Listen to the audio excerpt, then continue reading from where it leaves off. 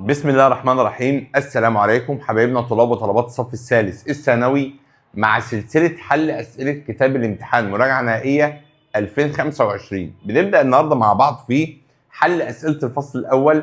بنبدأ الفصل الأول ده على أجزاء. الجزء الأول اللي هو ما قبل توصيل المقاومات الكهربية من نمرة 1 إلى نمرة 37. نبدأ مع بعض يا شباب. أول سؤال بيقول إيه؟ موصل AB غير منتظم المقطع متصل في دائرة كهربية كما بالشكل المقابل. قام مجموعة من الطلاب بالتعليق على الدائرة كالتالي. أول طالب قال أن قراءة الأميتر E1 تساوي قراءة الأميتر E2. وتاني طالب قال إن اتجاه التيار الاصطلاحي من النقطة A إلى النقطة B خلال الموصل. تالت طالب قال الموصل هو مصدر الطاقة الكهربية في الدائرة. رابع تعليق هنا إن شدة التيار المار خلال المقطع X أكبر من شدة التيار المار خلال باقي أجزاء الدائرة. أي التعليقين من تعليقات الطلاب صحيحان؟ أولا، أول تعليق يعتبر تعليق صحيح. ليه يا شباب؟ لأن المفترض إن ده يعتبر كأنه موصل على التوالي، ومعروف بالنسبة لنا أو معلوماتنا أن التوصيل على التوالي يظل شدة التيار ثابت. النقطة متساوي. 2. اتجاه التيار الاصطلاحي من النقطة A إلى النقطة B. فعلا هو التيار الاصطلاحي خارج من القطب الموجب ماشي في الدايرة بالشكل ده، وبالتالي اتجاه التيار الاصطلاحي من A ل B، فده صح خلال الموصل. 3. الموصل هو مصدر الطاقة الكهربية في الدائرة. ده تعليق مش مظبوط، لأن المفترض البطارية هي مصدر الطاقة الكهربية في الدائرة.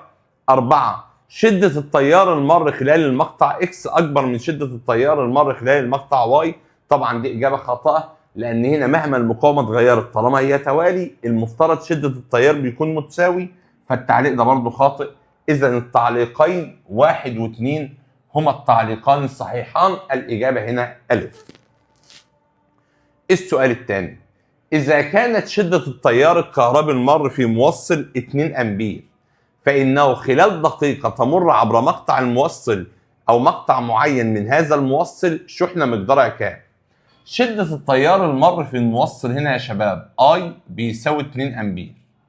ال 2 أمبير دي مرت في دقيقة يبقى الزمن هنا كام ثانية؟ 60 ثانية. فبالتالي هو عاوز كمية الشحنة. أنا معلوماتي إن I بيساوي Q على T. طب ما هو لو I بيساوي Q على T إذا Q بتساوي I في T. طب ما هو لو Q بيساوي I في T 2 في 60 بكام؟ 2 في 60 هيساوي 120 كولوم. ده بالنسبة لنا هنا الشحنة الكهربية اللي مرت خلال دقيقة. تاني حاجة، هيمر إلكترونات عددها إيه؟ معلوماتنا إن Q بتساوي N في E. الكيو اللي احنا مطلعينها ب 120 بتساوي عدد الإلكترونات مقسومة على شحنة الإلكترون اللي هي 1.6 في 10 أس سالب 19 كولوم. لما تيجي تجيب عدد الإلكترونات هنا N بتساوي 120 على 1.6 في 10 أس سالب كام؟ 19. لما نيجي نقسم هنا 120 على 1.6 في 10 أس سالب 19 هيطلع عندي 7.5 في 10 أس 20 كولوم أو إلكترون. الإجابة هنا باء. السؤال الثالث، الشكل البياني المقابل يمثل علاقة بين شدة التيار I المر في موصل وزمن مروره T. فإن الشحنة الكهربية التي تمر عبر مقطع من الموصل خلال الفترة الزمنية 10 ثواني هنا. أولا احنا متفقين قبل كده إنك لو عندك علاقة بيانية بين شدة التيار والزمن المفترض هل لو قسمنا I على T بيدي حاجة؟ لا طبعا. I على T دي كمية غير معلومة بالنسبة لنا، لكن اللي اعرفه ان I في T بيساوي كمية الشحنة. فطالما الناتج ده هو حاصل الضرب فكيو هنا هتساوي المساحة أسفل المنحنى. طب المساحة أسفل المنحنى هنا أحسبها إزاي؟ المفترض يا جماعة أنا عايز المساحة دي كلها. طب المساحة دي كلها نحسبها إزاي؟ قال لك نقسمها إيه؟ هناخد المثلث ده الأول. المثلث ده المفروض مساحته نص القاعدة في الارتفاع. قاعدته ب4 وارتفاعه ب2.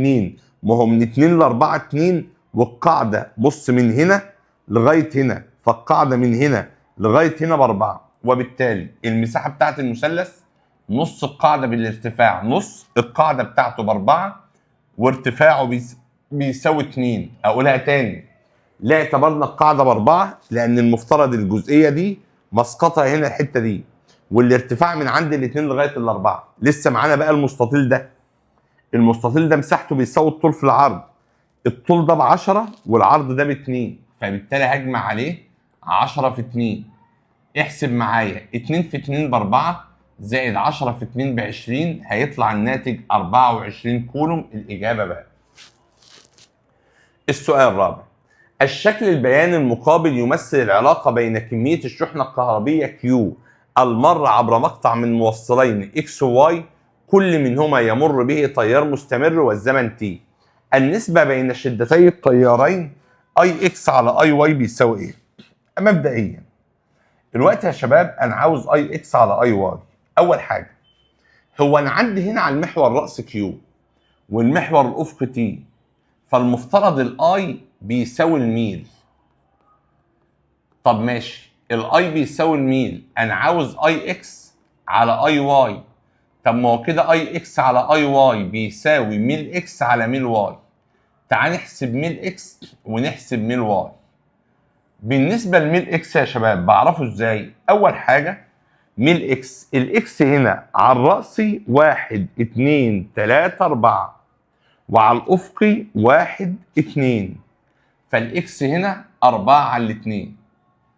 وبالنسبه للواي الرأس بتاعه 1 2 3 والافق 1 2 3 4، يبقى 3 على 4. هيطلع الناتج عندنا هنا بيساوي كام بقى؟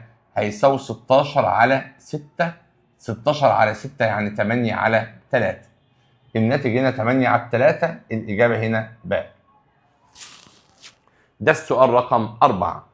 السؤال رقم 5، موصلان معدنيان A و B يمر بهما تياران كهربيان شدتيهما I و 2I على الترتيب، فإن النسبة بين عددي الإلكترونات المر خلال مقطع معين من كل من الموصلين خلال نفس الفترة الزمنية بإيه؟ بصوا يا شباب، معلوماتي يا جماعة إن الآي بيساوي Q على T، وكده كده الكيو بيساوي N في E.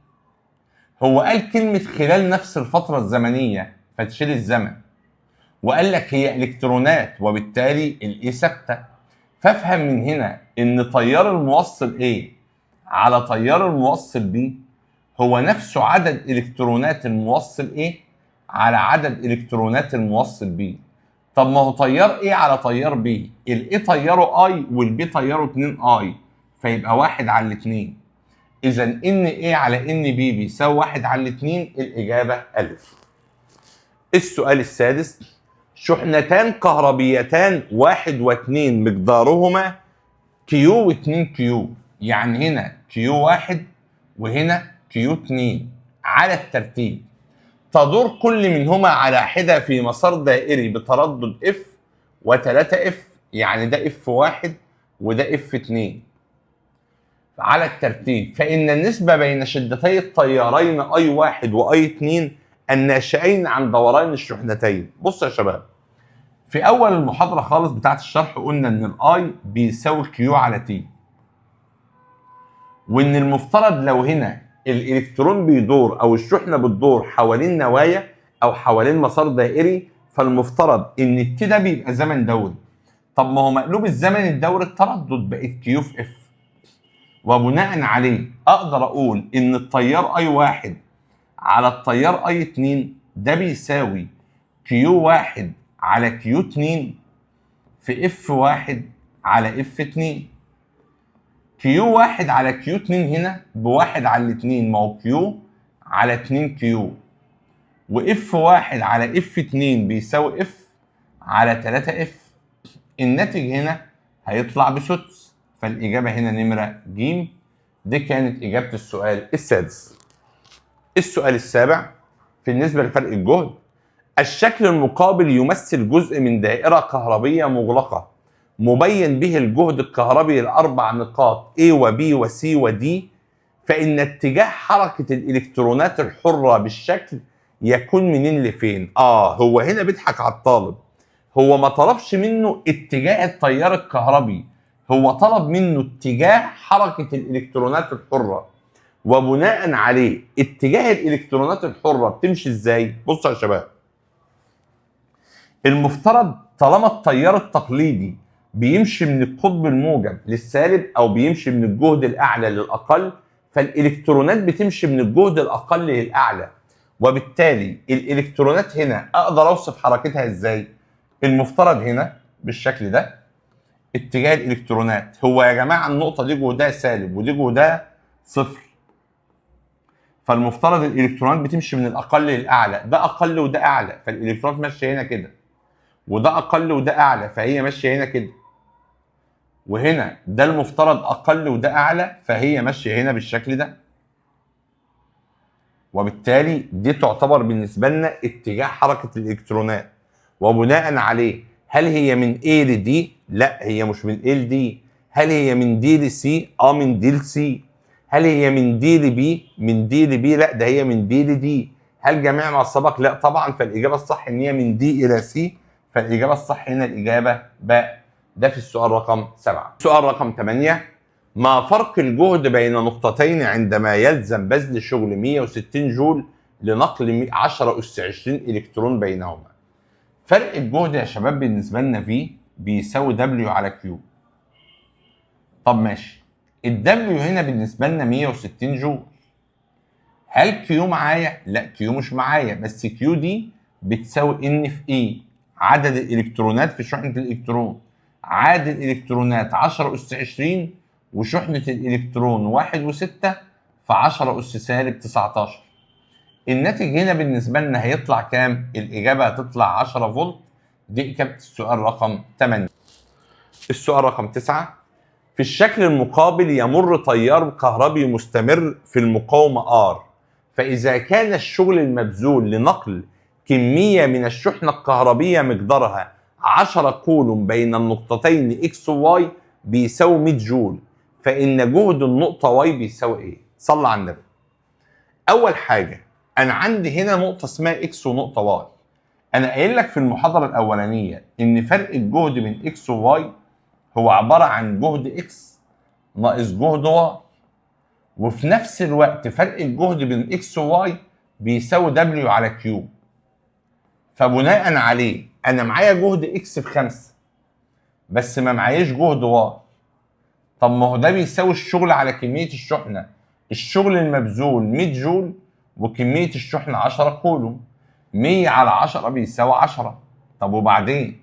والله ودي ال5 بإشارة مخالفة، يبقى سالب في واي هيساوي 10 ناقص 5 ب5، يبقى كده الفي واي بيساوي سالب 5، إذا جهد النقطة واي في النهاية بيساوي سالب 5 فولت. الإجابة هنا دي. السؤال رقم 10، الشكل البياني المقابل يمثل العلاقة بين الشغل المبذول W لنقل شحنة كهربية عبر موصلين X و Y وكمية تلك الشحنة اللي هي بالنسبة لنا Q، فإن النسبة بين فرق جهد الموصلين Vx على Vy بيساوي إيه؟ صلي بينا على النبي. أولاً أنا عاوز Vx على Vy، المفترض هنا W وهنا Q، فW على Q بيساوي V، وبالتالي ال V بيساوي الميل اللي احنا بنسميه السلوب. طب كده Vx على Vy ده بيساوي ميل X على ميل Y. طب هو ميل X بإيه وميل Y بإيه؟ ميل X تاني الزاوية دي كلها، الزاوية دي 50، فأقول له تان 50 حذاري تعملها 50 بس، والزاوية دي 20 فأقول له تان 20. تان 50 على تان 20 لو جينا نقسم تان 50 على تان 20 فإجابة السؤال رقم 10 هنا إجابة د 3.27%. دي إجابة السؤال رقم 10. الشكل المقابل يمثل جزء من دائرة كهربية، فتكون نسبة الشغل المبذول لنقل كمية معينة من الشحنة الكهربية بين النقطتين A و B إلى الشغل المبذول لنقل نفس كمية الشحنة بين النقطتين C و B بيساوي إيه؟ بصوا يا شباب، هو مبدئيا فرق الجهد بيساوي الشغل المبذول على كمية الشحنة. فلما اقول فرق الجهد بين A و B على فرق الجهد بين B و C هيساوي الشغل المبذول ما بين A و B على الشغل المبذول ما بين B و C في كمية الشحنة اللي ما بين B و C على كمية الشحنة اللي ما بين A و B. الراجل مقر ومعترف ان الشحنة الكهربية اللي اتنقلت هي نفس الكمية. فاحنا عشان نجيب شغل AB على شغل BC احنا عاوزين نجيب فرق جهد AB على فرق جهد BC. هو من A ل B المقاومة 2 والتيار 2، فرق الجهد I في R 2 في 2 ب4. ومن B ل C المقاومة 3 والتيار 2، ففرق الجهد 2 في 3 ب6. فيبقى الإجابة عندي 4 على 6 يعني بيساوي 2 على 3. 2 على 3 هنا الإجابة ب. السؤال رقم 12 بيقول لي إيه؟ موصل مقاومته 5 أوم يمر به تيار شدته 1 أمبير، فإذا مر بنفس الموصل تيار شدته 2 أمبير مع ثبوت درجة الحرارة تصبح مقاومته كام؟ معروف بالنسبة لنا أن المقاومة الكهربية لا تعتمد على فرق الجهد وأيضا لا تعتمد على شدة التيار، فمهما فرق الجهد اتغير أو التيار اتغير قيمة المقاومة تظل ثابتة بكام أمبير؟ 5 أمبير، ودي ملاحظة مهمة جدا. السؤال رقم 13 في أي الحالات التالية يمر في المقاومة التيار ذو الشدة الأقل؟ أنا عندي كل رسومات علاقة بين في و ار، فهعمل إيه؟ أسأل نفسي الأول هو التيار أي بيساوي إيه؟ الإجابة إن التيار أي بيساوي في على ار. فأنا في كل رسمة هقسم في على ار. لما أقسم في على ار 1 على 1 بكام؟ بواحد.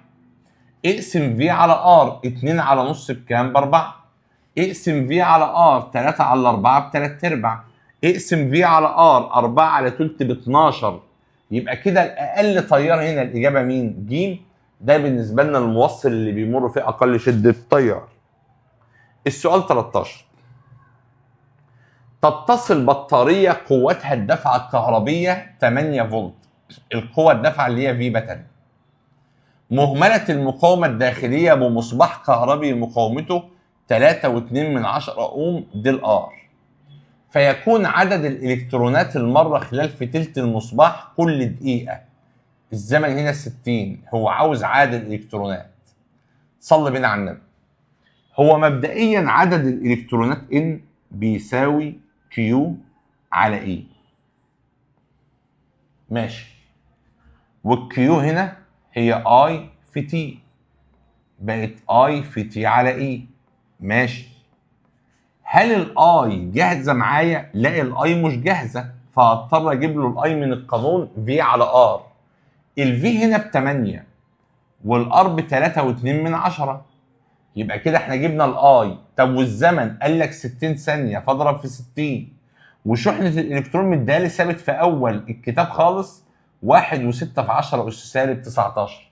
اقول تاني، قلنا ان بيساوي كيو على اي، والاي والكيو هنا بيساوي اي في تي. الاي هنا 8 على 3.2 في التيب 60 على الاي اللي معايا، هيطلع الناتج 9.4 في 10 اس 20 الكترون. الاجابه هنا نمره ج.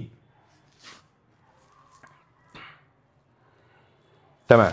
السؤال رقم 15 في الدائره الكهربيه التي امامك إذا مرت شحنة كهربية مقدارها 2 كولوم خلال 8 ثانية عبر مقطع معين من المقاومة R، كان الشغل المبذول لنقل تلك الشحنة عبر المقاومة R بيساوي 5 جول، فإن قيمة المقاومة R بيساوي إيه؟ صلي بينا على النبي. أولاً هي المقاومة R بتساوي إيه؟ المقاومة R بتساوي V على R. طب ماشي، انا لا عندي في ولا عندي الفي اصلا دبليو على كيو، فالدبليو اللي هو مديها لي بكام؟ قال لك هو الشغل اصلا 5 جول والكيو ب2 كول، فاحنا كده جبنا الفي دبليو على كيو. فاضل الاي بيساوي ايه؟ الاي بيساوي كيو على تي. طب ما الكيو نفس الشحنه ب2 بس نقلها في 8 من ايه؟ من 10. في الحالة دي نحسب الحسبة دي نشوفها بكام؟ 5 على 2 على طبعا 2 على 8 من 10 بيساوي 1، فالإجابة هنا المقاومة بتساوي 1 أوم، الإجابة ب. ده السؤال رقم 15. نروح للسؤال رقم 16.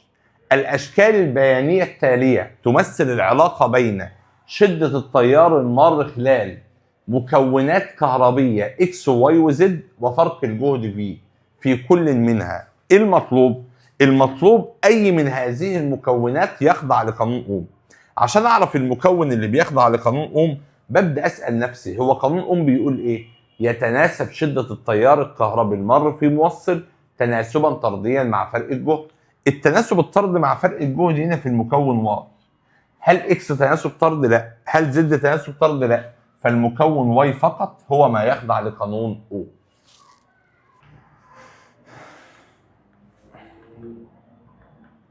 17.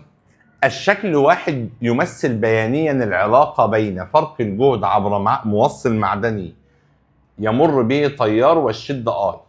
لذلك التيار عند درجة حرارة الغرفة. أي الخطوط البيانية A و B و C و D في الشكل 2 يمثل العلاقة بين مقاومة الموصل وشدة التيار عند درجة حرارة الغرفة. المفترض إن مهما التيار زاد المقاومة الكهربية تظل مالها ثابتة. طب المقاومة الكهربية تظل ثابتة هنا. المفترض إن مقاومة B ثابتة ومقاومة C ثابتة ومقاومة D ثابتة. أنهي واحد فيهم؟ أنا عندي هنا فرق جهد وعندي هنا شدة تيار. مين العلاقة بيساوي المقاومة؟ فالمقاومة بتساوي فرق الصادات على فرق السينات. فرق الصادات هنا ب10، فرق السينات ب2.5. لو قسمت 10 على 2.5 فيها 4 أوم. يبقى كده أنا هختار الخط اللي فيه 4 أوم. 4 أوم هنا هو الخط مين؟ سي. السؤال اللي بعده. عند درجة حرارة أعلى من درجة حرارة الغرفة. يبقى بالتالي هنا يبقى التيار عن درجة حرارة الغرفة كان سي. لو درجة الحرارة زادت عن درجة حرارة الغرفة المفترض ان قيمة المقاومة الكهربية بتزيد. لو درجة حرارة زادت عن درجة حرارة الغرفة المفترض قيمة المقاومة الكهربية بتزيد. فلو المقاومة الكهربية زادت هنختار مين يا ولاد؟ دي. فالإجابة هنا هيبقى الشكل دي، الإجابة د. ده السؤال رقم 17. نروح لأسئلة القدرة الكهربية والطاقة الكهربية. أول سؤال: أي من الوحدات التالية لا يمثل وحدة قياس القدرة الكهربية؟ صلى على النبي. هي القدرة أصلا باور بيساوي في اي أو اي تربيع في ار أو في تربيع على ار أو دبليو على تي. طب ماشي، دبليو على تي، الدبليو يعني جول والتي يعني ثانية، يبقى جول على ثانية. جول على ثانية يعني جول في ثانية أس -1، يبقى دي وحدة قياس للقدرة، فدي ما ينفعش نختارها. طب وبعدين المفترض إن الأي تربيع يعني أمبير تربيع والآر يعني أوم. أمبير تربيع في أوم بتقيس القدرة، فإذا ده وحدة قياس من وحدات قياس القدرة مش هختارها. نيجي هنا جول تربيع كولوم أس -2. بصوا يا أولاد، هو جول على كولوم يعني فولت، فلما أقول جول تربيع على كولوم تربيع اللي هو كولوم أس -2 يعني فولت تربيع، يعني دول مع بعض فولت تربيع. طب لو قلنا فولت تربيع أوم أس -1 يعني فولت تربيع على أوم. طب ما هو فولت تربيع على أوم برضه بيقيس القدرة، فده مش هينفع أختاره. فالوحيد اللي مش هينفع نختاره هنا هو أمبير تربيع في فولت، ده الذي لا يمثل وحدة لقياس القدرة الكهربية. فالإجابة في نمرة 18 هو د. 19. في الدائرة الكهربية الموضحة إذا كانت قراءة الفولتميتر 20 فولت، قراءة الفولتميتر هنا هو فرق الجهد، وقراءة الأميتر 2 أمبير، قراءة الأميتر ده شدة التيار. القدرة المستهلكة في المقاومة R بيساوي إيه؟ المفترض إن باور بدلالة الفي والآي بيساوي في في آر. طب ما هي الفي ب20 والاي ب2، 20 في 2 بيساوي 40 واط، يبقى القدرة المستهلكة هنا بتساوي 40 واط، فالإجابة ب. 2. الطاقة المستهلكة في المقاومة R خلال دقيقة. بص يا شباب، الطاقة المستهلكة ممكن نقول إن هي بتساوي باور في تي، أو بتساوي يا عم ما تزعلش نفسك في اي في تي. طب ما هو معروف بالنسبة لنا إن فرق الجهد ب20 والاي ب2 والزمن عندي بكام؟ ب 60. فيطلع الناتج هنا 2400 جول. الاجابه هنا نمره ج. دي الطاقه المستهلكه في المقاومه ار خلال دقيقه. السؤال رقم 20. في اي الدوائر الكهربيه التاليه تكون القدره المستهلكه في المقاومه اكبر ما يمكن؟ اول دايره جايب لي تيار 2 امبير ومقاومه 5. تاني دايره جايب لي فرق جهد 10 فولت ومقاومه 5. تالت دايره جايب لي تيار 4 امبير ومقاومه 10. رابع دايره جايب لي فرق جهد 30 فولت ومقاومه 10. يعني هو نوع لي ما بين تيار ومقاومه وفرق جهد ومقاومه. القدره الكهربيه قانونها اي تربيع في ار او في تربيع على ار. فانا في اول واحده بقول اي تربيع في ار 2 تربيع في 5. 2 تربيع في 5 يعني 20 واط. وتاني واحده في تربيع على ار يعني 10 تربيع على 5. 10 تربيع على 5 يعني 20 واط. تالت واحده اي تربيع في ار يعني 4 تربيع في 10. 4 تربيع في 10 يعني 160 واط. اخر واحده في تربيع على ار 30 تربيع على 10 يعني 900 على 10 فيها 90 واط. فالاجابه الصح هنا هي نمره ج. ده الشكل او الدايره اللي فيها القدره المستهلكه اكبر ما يمكن. السؤال 21. الشكل البياني المقابل يمثل علاقه بين القدره الكهربيه باور المستهلكه في موصل وفرق الجهد الكهربي في بين طرفي، فتكون مقاومه الموصل بكام؟ اولا انا عندي علاقه بين القدره وفرق الجهد، وطبعا العلاقه جايه داله تربيعيه، يعني هو خضع للعلاقه باور بيساوي في تربيع على ار. اتصرف ازاي؟ اخد اي قيمتين مع بعض، وليكن انا هعمل ايه؟ هقول لنفسي هو هنا الباور كان ب 80، كان هنا فرق الجهد ب4. فاحنا لو خدنا باور ب 80 وفرق الجهد ب4 يبقى 4 تربيع على ار. يعني كده ار بتساوي 4 تربيع على 80. 16 على 80 فيعتبر 1 على 5. 1 على 5 هنا هيساوي 2 من 10 اوم. 2 من 10 اوم هنا الإجابة بقى. السؤال رقم 22. الشكل البياني المقابل يمثل العلاقة بين كمية فيزيائية x والزمن t، فإن التمثيل البياني المناسب للعلاقة إذا كانت الكمية x هي فرق الجهد بين طرفي موصل يمر به تيار مستمر. يا شباب هو لو في تيار مستمر ماشي في مقاومة، المفترض هو اسمه تيار مستمر، يعني التيار ثابت والمقاومة ثابتة مع الزمن وفرق الجهد ثابت مع الزمن، وبالتالي فرق الجهد ثابت مع الزمن هناخد الشكل رقم 3. ايه كمان؟ الطاقة الكهربية المستهلكة في الموصل اللي بيمر فيه تيار مستمر. الطاقة الكهربية المستهلكة V في I في T. طب الفي ثابته مع الزمن والاي ثابته مع الزمن، لكن الزمن طول ما هو بيعدي الطاقه مالها بتزيد، فالطاقه بتزيد في الشكل رقم 1. القدره الكهربيه المستهلكه في الموصل، الباور هنا بيساوي في في اي. طب ما احنا متفقين ان الفي ثابته والاي ثابته، طالما الفي ثابته والاي ثابته يبقى الباور ثابته، يبقى هنا الاجابه ايه؟ ج. امثلها بمثال صغير. التكييف اللي عندكم في البيت 3 حصان مثلا، التكييف ده متوصل بفرق جهد 220 فولت.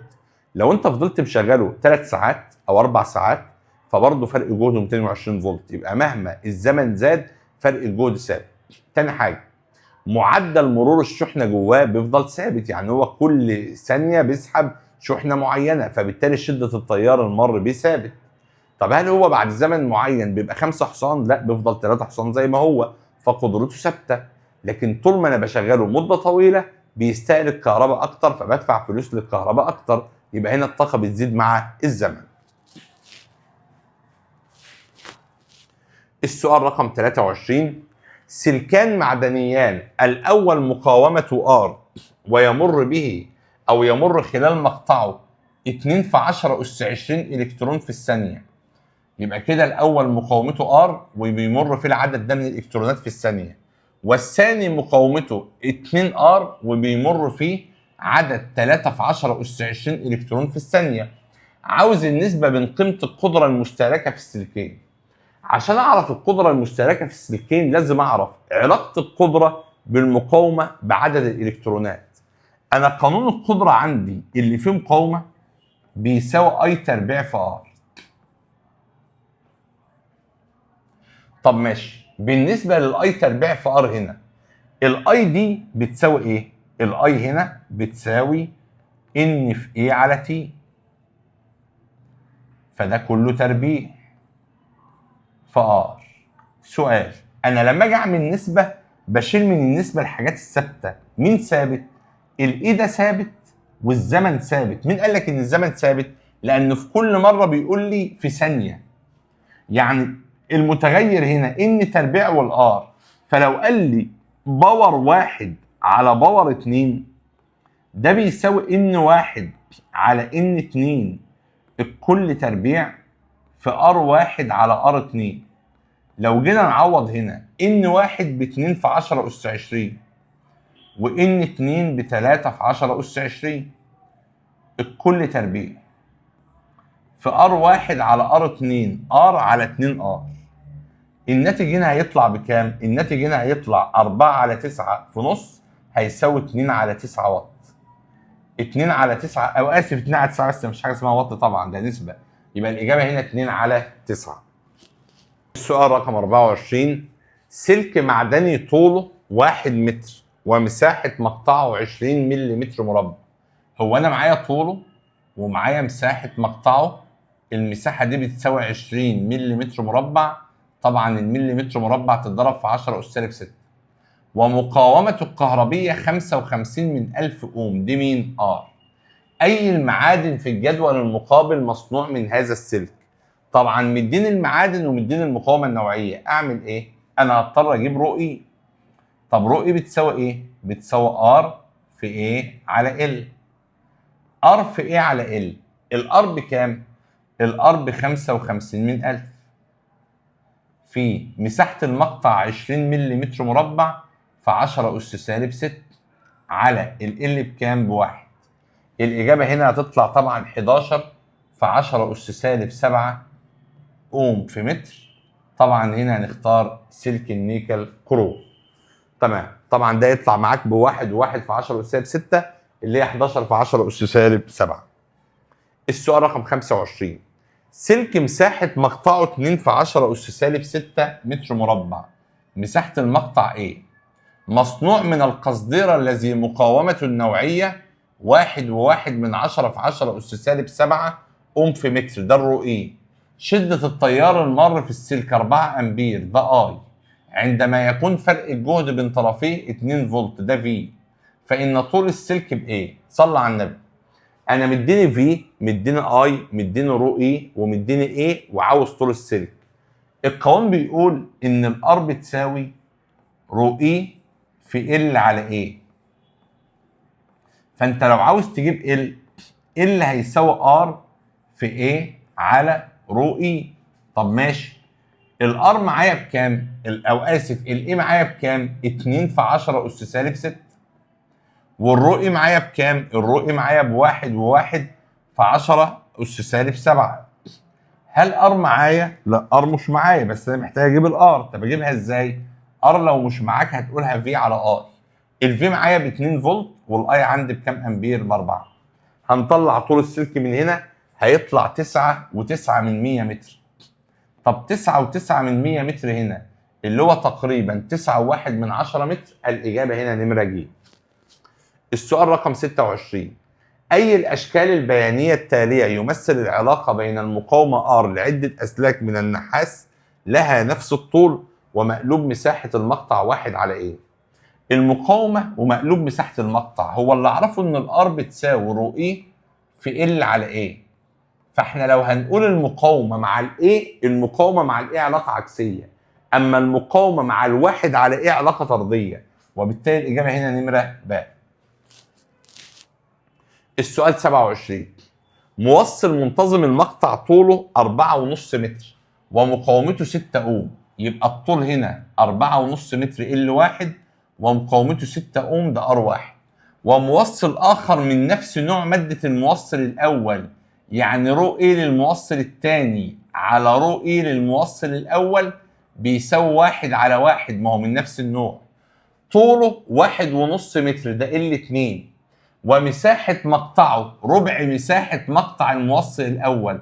مساحة مقطعه تعود على الموصل الثاني، يعني A2 على A1 بيساوي ربع.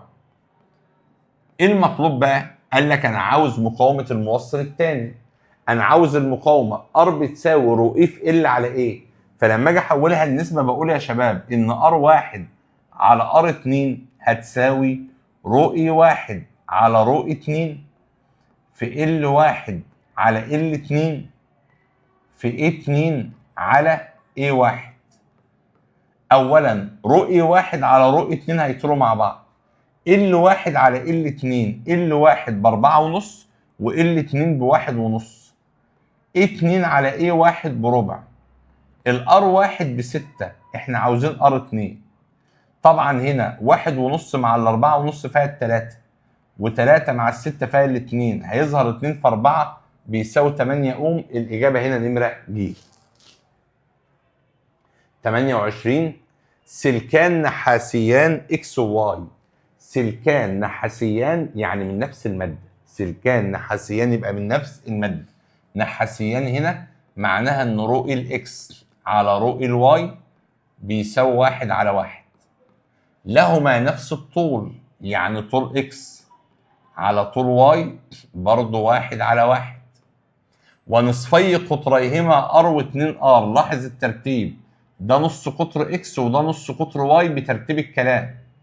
فإن النسبة بين مقاومتيهما الكهربية، هنا علاقة فيها R وفيها رو E وفيها نص القطر.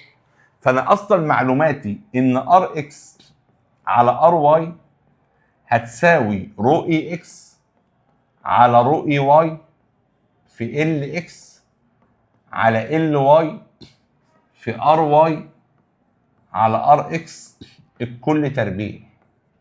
طب ما هو الرو E هتروح مع الرو E، LX على LY هتروح مع بعض. RY على RX 2 على 1 تربيع، 2 على 1 تربيع ب4/1. الإجابة هنا ب. السؤال رقم 29. الشكل البياني المقابل يمثل العلاقة بين شدة التيار I المر في 3 أسلاك نحاسية X و Y و Z لها نفس مساحة المقطع وفرق الجهد بين طرفي كل منها. يبقى الأسلاك هنا لها معلومتين ثابتين، إن هي أسلاك نحاسية يبقى نفس الرو E ونفس مساحة المقطع، يعني الإيه متساوية. طب وبعدين؟ قال لك فإن الترتيب الصحيح من حيث المقاومة، أنا عندي الأي فوق والفي تحت، فالميل هنا بيساوي 1/R مش بيساوي R. فاللي مقاومته أكبر هو اللي ميله أقل، اللي ميله أقل زد. يبقى زد مقاومته أكبر من واي أكبر من إكس، فترتيبها حسب المقاومة زد أكبر من واي أكبر من إكس. طب حسب الطول، هو الار اصلا بيساوي رو اي في ال على ايه، والاي متساوي والرو اي متساويه، فالميل برضه عكس مع ال، فاللي ميله اقل طوله اكبر، يبقى طول زد اكبر من طول واي اكبر من طول اكس. طب من حيث المقاومه النوعيه اوعك تنخدع، هو قال لك ان كلهم من النحاس، يبقى كلهم نفس المقاومه النوعيه، مقاومه نوعيه الاكس زي واي زي زد. الاجابه د. السؤال رقم 30. سلك طوله 100 متر، ده الطول ال، ومساحة مقطعه 1 ملم مربع، 1 في 10 أس سالب 6، ومقاومته 2.5 أوم دي الآر. فإن التوصيلية الكهربية لمادة السلك بيساوي إيه؟ هو سيجما بيساوي ال على ار في إيه؟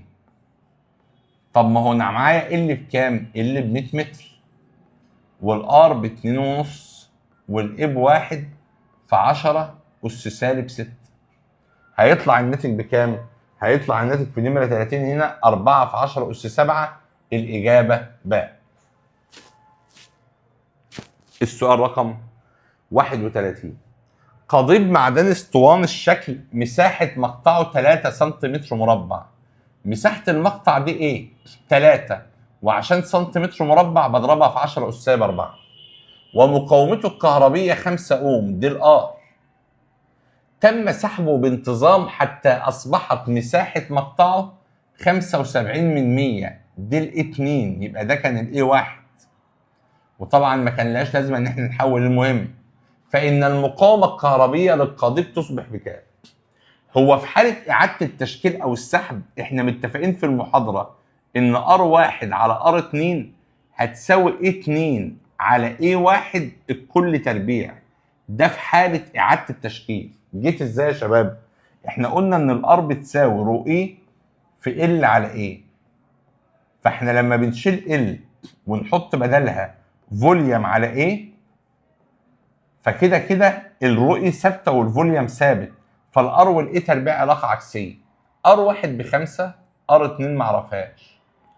A2 ب75%، A1 ب3 الكل تربيع. قال لا ما حولتش ليه يا استاذ؟ ما حولتش لان كده كده هي نسبه، وبالتالي الناتج معايا هنا هيطلع ب 80 اوم. ان انا هقول 3 تربيع في 9 في 5 على 75% تربيع. طب التوصيليه الكهربيه، بصوا يا شباب، سحب موصل او اعاده تشكيله، الرو اي، السيجما، الرو الكثافه، الكتله، الحجم يظلوا ثابتين، وبالتالي التوصيليه الكهربيه اقول ان هي لا تتغير. السؤال 32: اي الاشكال البيانيه التاليه يمثل العلاقه بين المقاومه النوعيه رو اي لعده مواد مختلفه ومقلوب التوصيليه الكهربيه؟ هو الرو اي بيساوي 1 على سيجما. فاحنا لو عملنا علاقه بين الرو اي والواحد على سيجما تطلع علاقه طرديه، والمفترض الزاويه هنا 45 درجه لان المفترض تان 45 بكام؟ بواحد. 33: السلكان A و B لهما نفس الطول ومساحه المقطع. يعني طول A على طول B 1 على 1، ولهما نفس مساحه المقطع، يعني مساحه مقطع A على مساحه مقطع B بيساوي 1 على 1 من مادتين مختلفتين. والشكل البياني المقابل يمثل علاقة بين القدرة الكهربية باور المستهلكة في السلكين ومربع شدة التيار أي تربيع المر في كل منهما.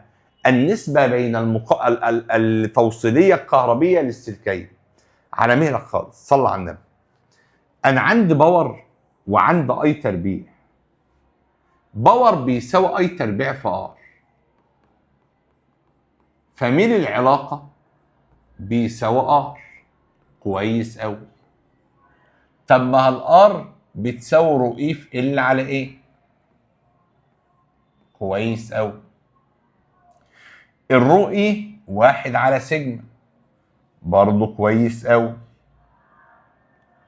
ال والاي ثوابت، يبقى السيجما والميل علاقة عكسية. السيجما والميل علاقة عكسية، يعني سيجما A على سيجما B هيساوي ميل B على ميل A.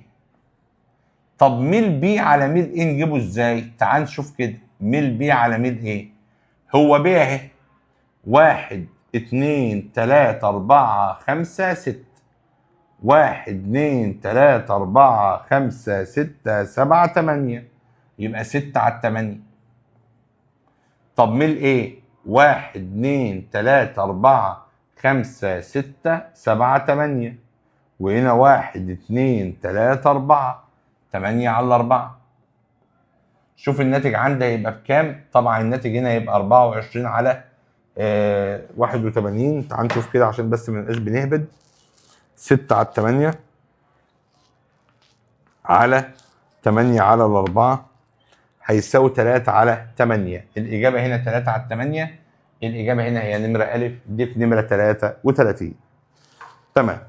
الشكل البياني المقابل الشكل المقابل يمثل نسب مساحات المقطع A والطول L لأربع أسلاك X و Y و Z و K لها نفس المقاومة الكهربية ومن مواد مختلفة. السلك الذي لمادته أكبر توصيلية كهربية. طالما هو عاوز السلك اللي ليه أكبر توصيلية، أنا اللي أعرفه إن سيجما بتساوي L على R في A. طب أنا عاوز أقارنهم من حيث التوصيلية، هم كلهم نفس المقاومة، يبقى اللي توصيليته كبيره هو اللي بيمتلك ال كبير ومساحه صغيره. هو اللي بيمتلك ال كبير ومساحه مالها صغيره. ال هنا العمود الاحمر، والايه هنا العمود الايه الاصفر هنا. فانا عاوز العمود الاحمر يبقى اطول بكتير من العمود الاصفر. فين اللي في العمود الاحمر اطول بكتير من العمود الاصفر؟ الاجابه هنا واي. فيبقى الشكل هنا الاجابه ب. ثلاث موصلات اكس وواي وزد لها نفس مساحه المقطع، يعني الايه هنا متساوي، والتوصيليه الكهربيه لمودها سيجما، و2 سيجما ده واي، و2 سيجما ده زد. طب ماشي. وبعدين قال لك هنا متوصل كل منهم ببطاريه مهمله المقاومه الداخليه، عاوز نسبه اي اكس الى اي واي الى اي زد. بسال نفسي الاول، هو الاي بيساوي ايه؟ الاي علاقته ايه بالموضوع؟ علاقه الاي ان الاي بيساوي في بتر على ار. طب ماشي، الفي بتر متغيره بس انا ما عنديش ارات. ايوه انت ما عندكش ارات، بس في ال وفي سيجما، فانا هحاول اعوض عن الار بدلاله ال والسيجما. طب الار بدلاله ال والسيجما ايه؟ الار بتساوي رو اف ال على ايه؟ يعني ال على سيجما في ايه. فشيء منطقي السيجما والايه هيطلعوا في البسط سيجما في ايه اهو، ويختفوا من المقام. طب وبعدين انا هقارن، فهشيل الحاجه الثابته. مين الثابت؟ الايه ثابت. فانا في كل رسمه او في كل واحده هقول اي اكس الى اي واي الى اي زد. سيجما هنا بواحد في ال في بتر بواحد على ال بواحد، وسيجما هنا باتنين في بتر بواحد على ال بواحد، وسيجما هنا باتنين في بتر باتنين على ال باتنين، هيطلع اتنين. فالاجابه هنا نمره ب. القدره المستهلكه، بص يا شباب، باور بيساوي في بتر في اي. فانا عندي نسب اي اكس واي واي واي زد، لو ضربت الايات دي في الفي باتري كده انا جبت القدره. يعني لو حبيت اجيب القدره هنا هضرب هنا في الفي باتري. في باتري هنا في واحد، في الاي بواحد بواحد، هنا في باتري بواحد، في الاي باتنين باتنين، هنا في باتري باتنين، في الاي باتنين بكام؟ باربعه. فالاجابه هنا نمره ج. ده كان السؤال رقم 35. نروح للسؤال 36 بيقول ايه؟ في الشكل الموضح سلكان اكس وواي من نفس المادة. كلمة نفس المادة يعني رو اي اكس على رو اي واي بيساوي 1 على 1. فإذا كان حجم اكس 3 سنتيمتر مكعب، ده فوليوم للسلك اكس، وحجم السلك واي 10 سنتيمتر مكعب، ده فوليوم للسلك واي. فإن النسبة بين مقاومتي السلكين ار اكس على ار واي، أنا لازم أوجد علاقة ما بين المقاومة والفوليوم وعند طول السلك. طب ما المقاومة ار بتساوي رو اي في ال تربيع على فوليوم. الرو اي ثابتة لأنه قال لك من نفس المادة، فلو قلنا ار اكس على ار واي هتساوي طول اكس على طول واي الكل تربيع في فوليوم واي على فوليوم اكس. طول اكس على طول واي، طول اكس بواحد وطول واي بنص، يبقى 1 على نص الكل تربيع في فوليوم واي على فوليوم اكس. فوليوم واي عندي ب10 وفوليوم اكس بكام؟ ب3. هيطلع الناتج عندي بكام؟ المفترض هنا او 10 اسف على 5، 10 على 5 هنا 2 وهنا 2 تربيع، هيطلع 8 على 1. الاجابه هنا نمره ج. ده كان السؤال رقم 36. نروح ل 37. موصلان اكس وواي لهما نفس الابعاد ومن مادتين مختلفتين عند نفس درجه الحراره، والشكل البياني التالي يمثل العلاقه بين شده التيار اي المر في كل منهما وفرق الجهد في عبر كل منهما. والجدول التالي يسجل قيم المقاومه النوعيه لبعض المواد بالشكل ده. قال لك فاذا كانت نسبه ميل الخط واي الى ميل الخط اكس بيساوي 1.8 تقريبا، اي الاختيارات ممكن ان يعبر عن المادتين؟ صلى على النبي. انا عندي هنا اي وعندي هنا في. ميل واي على ميل اكس 1.8. ال1.8 ده يا شباب بيساوي ميل واي على ميل اكس. طب ما هو ميل واي على ميل اكس ده بيساوي مقاومه اكس على مقاومه واي، لان هنا الميل بيساوي 1 على ار، فميل واي على ميل اكس هو مقاومه اكس على مقاومه واي. طب ما هو اصلا نفس الابعاد، فمقاومه اكس على مقاومه واي هو رو الاكس على رو الواي. فانا هشوف المادتين اللي انا لو قسمت الرو بتاعتهم هيطلع عندي 1.8، هيطلع عند الالومنيوم والفضه. بكده نكون خلصنا اسئله الجزء الاول من الفصل الاول من نمره 1 لنمره 37 في كتاب الامتحان مراجعه نهائيه 2025. طبعا انتظرونا في الفيديو الجاي من نفس السلسله، هنحل مع بعض باقي اسئله كتاب الامتحان على الفصل الاول من نمره 38 للي بعدها في اسئله توصيل المقاومات الكهربيه. انتظرونا دايما. يا ريت لو اي حد واقف عنده اي اسئله يسيبها لنا في الكومنتات. بالتوفيق يا شباب.